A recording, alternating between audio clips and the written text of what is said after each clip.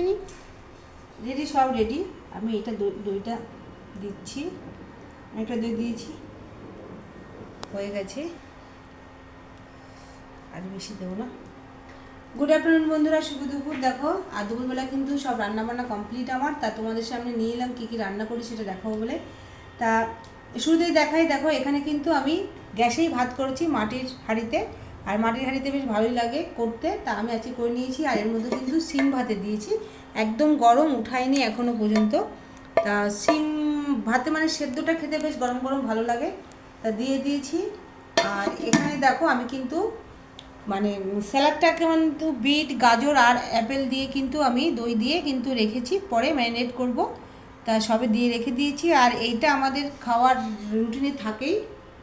আর এখানে দেখো বেগুন সেদ্ধ রয়েছে এখানে, আর এটা রাতের জন্য রেখেছি। আর এখানে কিন্তু মেখেও নিয়েছি, আর ধনেপাতা দিয়ে, তারপরে টমেটোটা সব দিয়ে কিন্তু এটাকে মেখেছি। লঙ্কাগুলো রেখেছি এই কারণেই, কেননা মেয়েদের বেশি ঝাল খেতে পারে না, ওই জন্য আমি দিয়ে রেখে দিয়েছি। কে কেমন ঝাল খাবে সেই বুঝে তখন দেবো।